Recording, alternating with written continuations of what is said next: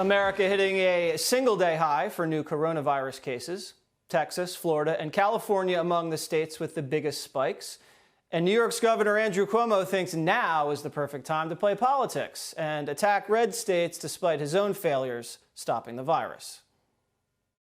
I say to them all, look at the numbers. You played politics with this virus and you lost. Now you see 27 states with the numbers going up. You see the death projections going up. You see the economy going down. It was never politics. It was always science.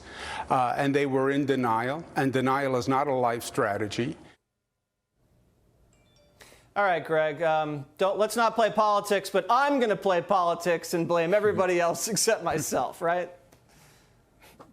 Yeah, I mean, I think they've got to get over this tit-for-tat thing because, frankly, everybody at one point during this whole thing was wrong, including the experts. New York isn't doing that great. It ranks, 48 out of 50 in survival rates. So he should be a little bit more humble, especially after the nursing home thing. But a lot of people made mistakes. We also know, and we have to be optimistic. We got to look at the death count, and I think the death count is like in the United States overall is down 80%. If you can fact check me on, but I'm pretty sure.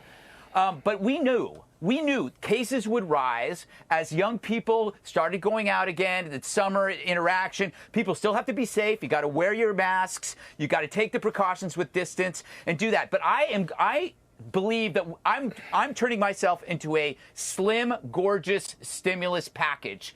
I need to go out into the community and spend the money that I haven't spent and put it back in there and get the economy back on its feet. I'll be wearing a mask. I'll be 6 feet away, but I'm going out there because it's time. We all have to be stimulus packages. I just happen to be a very sexy one. Yeah. Oh, God. Greg Gutfeld, the slim, sexy stimulus package. And tan, I might add. All right, Dana, what do you think about Cuomo patting himself on the back? I mean, they had a tough time in New York. I don't know if now is the time for congratulations. Well, if you're surrounded by a media that tells you you're so awesome, you're maybe going to believe it. The other day, I watched CBS Sunday Morning, which is a show that I love. I've loved it my whole life. And I watched the interview that Jane Pauley did with the governor, and she never even asked him about the nursing home policy. And it was all about how he's this amazing bachelor who lives up in this mansion, and maybe he should date somebody. It's shocking, and maybe for punishment, I'll make Greg watch it so we can do another monologue about the media. It's really unbelievable. I will also say this, though.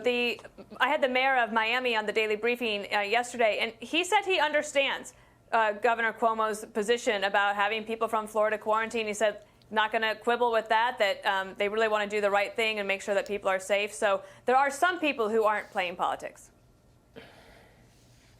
Juan Williams, obviously, as Greg mentioned at the top, there's going to be more cases. We were told to expect more cases as we flatten the curve. Do you see, in your opinion, a second wave on the horizon, potentially? Or do you see this as just what we heard was going to happen? Well, I think you told me you don't believe in the second wave, right, Jesse? So I don't know. I said I wasn't just predicting listen a to, second wave. People like.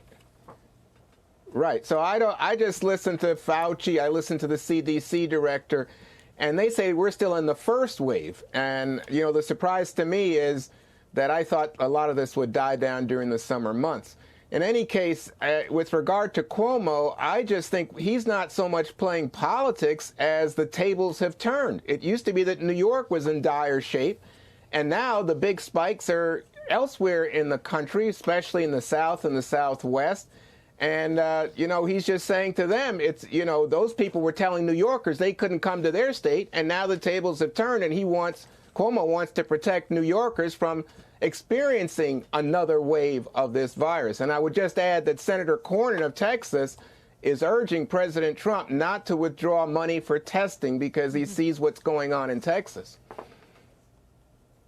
Yeah, I mean, I think the difference is you're not seeing a spike in deaths in the other states, like you saw the spike in deaths in New York State. All right, Dagan McDowell, what do you think? Before any more bragging from Governor Cuomo, how about taking responsibility for the thousands of elderly people in nursing homes who died because of your executive order? Florida, by the way, had 5,000 fewer deaths in nursing homes because they banned COVID-positive patients from going into said nursing homes. I watched the Cuomo Bro Show last night, and here's what the governor said. There's no doubt we have to figure out how to do it better next time. Talking about the nursing homes. Oh, you mean not killing people by fiat, by decree from the governor's mansion? I would use the word asshat here, but that would be an insult to hats and actual asses. Wow, I feel like I'm on the Greg Gutfeld show. This is a good experience. All right.